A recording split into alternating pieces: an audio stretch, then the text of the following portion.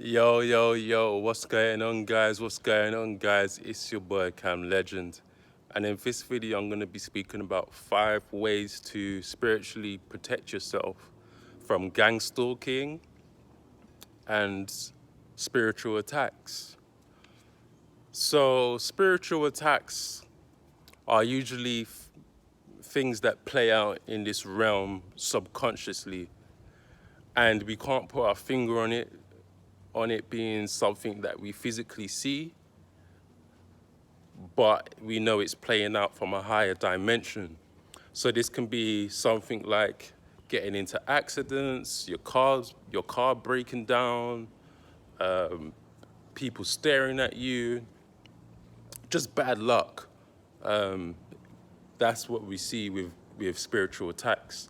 And with gang stalking, this is usually manifesting through people, vessels, usually empty shells. And what you have to realize is that you're always manifesting your own reality. And accountability is very important. Something I could say with being spiritually attacked is that right now we're living in a spiritual war. And sometimes when I've been attacked, it's usually been because I've tried to wake people up, which is something positive. But what I've realized is that these energies are higher than what I can even imagine. So imagine you're trying to wake people up, but they're assigned to a certain energy signature. They believe in a certain deity, a certain God, a certain belief system, a programmed matrix.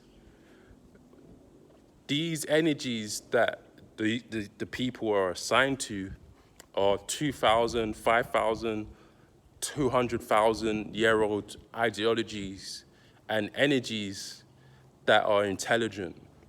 And when we talk about spiritual energy, this is unseen energy that is not seen with the naked eye. And they need physical entities to even exist, AKA bodies, AKA empty shells, AKA non-playing characters, NPCs. So, we speak about chosen ones and things of this nature, and we say, well, anyone can choose themselves. They can elect themselves. Not necessarily true, because these people may have past life karma. They may be first incarnations in this physical realm. They are assigned to certain oversouls. They are assigned to certain soul groups. So it's not easy for somebody just to change their belief system as easy as it seems, because everything manifests through the mind. So when I try to wake people up, which is shown me to be a waste of time for the most part, because most people are stubborn and assigned to certain programs that they will never get out of, you now create resistance and open yourself up to spiritual attacks. And I've known this for a while, but it comes with an understanding and an overstanding. And one thing's for sure is you'll know when you're being spiritually attacked, because you start to get headaches. Things will start to play out in the physical realm that is usually weird for you. If you're somebody who always has good luck, but you're now getting bad luck and it's coming from nowhere, it's usually spiritual and gang stalking, okay? So what do I do to protect myself? I use crystals. Crystals are very powerful. I first used them for EMF protection because I was getting crazy headaches in my studio, which was a box previously. It was a boxed room with a lot of Wi-Fi, technology, all of that. And I started to get headaches. But this headache can also be psychic as well. And that's something I had to learn, that it's not just technology that is spiritually attacking me, which is a form of gang stalking as well. But that's for another video, because gang stalking can come through technology now. But black tourmaline is very powerful. Any crystal that is black usually absorbs all dark energy. And dark energy is where all things manifest from, okay? We believe that light is the bearer, okay, or the light bearer. This is where we get the word light bearer. But actually, most of this reality is darkness, okay? And that's where all things manifest, because black absorbs all spectrum of light. So when you have a crystal like black tourmaline, for example, it banishes, one second, it banishes all negativity. It absorbs negative energy. It also grounds you.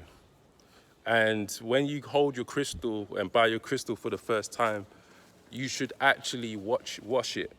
You should wash your crystal, because it has a carbon footprint. It has other people's hands on it. And when it comes to the spiritual world, we know that just by somebody holding your crystal can damage it, okay? Because you don't know what their intentions are. So understand that there's a carbon footprint on everything. And carbon also means black, okay? Or is assigned to the color black, okay? So understand that when you first get a crystal, wash it with salt water, preferably sea salt water or pink Himalayan. Let it stay out in the sun. Then you hold it, you consecrate it, you put your intentions into it. And you have a mantra like, I am safe, I am grounded, I am protected. And you always use that as a reference, because the subconscious realm is subtle. When you set intentions, it's not so your conscious mind can be affirmed.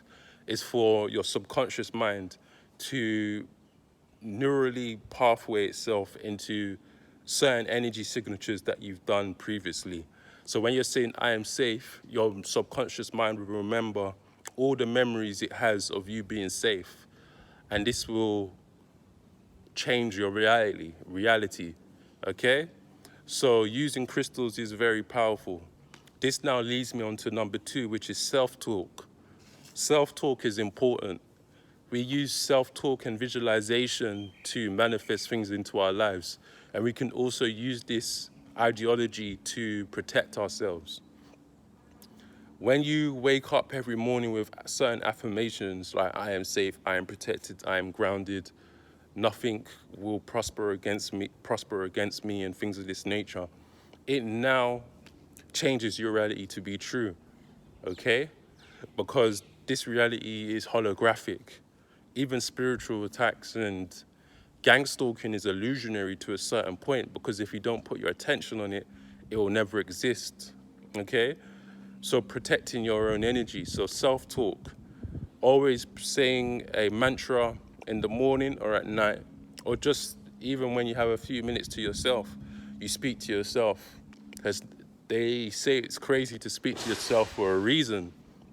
They say it's gang stalking. They say it's crazy to speak to yourself for this reason, because when you speak, you actually create, okay? So speaking to yourself is very perfectly fine. This is why in prayer people do their thing too. Mantras, it's very powerful, okay? So when you say this, just see how the energies play out, okay? Number 3, protect your own energy, okay? Don't worry about what's going on in the world right now. Don't have a complex to help everyone else out. Help yourself. And when you work inwards and project outwards, it has a better effect to the universe. Instead of trying to help everyone like Mother Teresa. No, you're just gonna burn yourself out. And when you burn yourself out because you're trying to do too much, you now lower your immune system, you now lower your vibration, which now opens a portal for you to be spiritually attacked, okay? So this is it. If you protect your own energy and see your energy as something that is sacred, which it is, it now has the ability to form into something greater. But if you keep on spreading yourself out, trying to help everyone that don't want to be helped. You now have to experience rejection. Rejection manifests in certain organs in your body, certain chakras in your body, and then this opens pools of light to be attacked. And that's why I refer back to the crystals, because the crystals can absorb that light. Okay, so that's why I said crystals as the first form of protection, because you will always be attacked in this world some way, in certain degrees, small or high. So you have to work with crystals, self-talk, protecting your own energy. Number 4, Archangel Michael. Archangel Michael is a god that protects you against all evil. And working with Michael is a thing that I've seen great results from. He also corresponds to certain elements in alchemy also. And I would just say, do some research on Archangel Michael. You can even Google how to work with Archangel Michael and what he does. But Archangel Michael is very powerful because many people have worked with this angel for many of years and seen the same results. So when you work with a belief system, you're just piggybacking off of thousands of years of people putting trust in this actual energy signature. Okay? And the last one will be, pay no attention. Like I said before, briefly, when you pay attention to certain energies, like, oh, I'm getting spiritually attacked, I'm getting spiritually attacked, I'm getting spiritually attacked, you are dwelling. And dwelling is a powerful state of consciousness. And the more you dwell in a consciousness, the more attention you're giving it. The more attention you give that you're being attacked, the more you're giving away your own energy, and it opens and creates a bigger portal, okay? So we don't want to dwell on getting spiritually attacked. Actually, sometimes I laugh, because what I see as a spiritual attack sometimes is something so low in vibration that I'm not even gonna fall for it, you know? This could be, saying I'm gonna do work, and then someone pulls up to my house with alcohol and says, hey, do you want a drink? Those kind of things that play out. And I'll just laugh, because I'll say, no, I'm fine, it's cool, we're talking that. But I see how the energies want to play out, because they need your attention. They need you to be a vessel. And the more you vibe high, the more you're gonna just laugh at how pathetic these lower vibrational energies are, because they always have to use certain situations, certain people and certain situations to play out that you don't even subscribe to anymore, you know, but it used to work in the past. But low vibrations has a threshold of how high it can attack you. Of course, it comes with higher magnitude depending on how many people you're aggravating. This is why it's important not to go against the collective consciousness, because the hive mind will equalize itself in magnitude. But if you just trying to wake up a few people, it can only bounce back in certain situations with people coming to your house with alcohol, cigarettes, and all of those kind of things. And you know what I'm saying? But if you're going against, like, let's say you got a big platform and you're going against the whole tribe, you could feel that magnitude. But a lot of people at that point can handle that. That's why they've been able to be a spokesperson for that. And they usually have crystals, they usually have certain ideologies and spirit guides that actually protected them from that, okay? So God will only give you what you can handle. And if you pass these tests, you will also see that you will have higher amount of responsibility, but you will also be tested also, okay?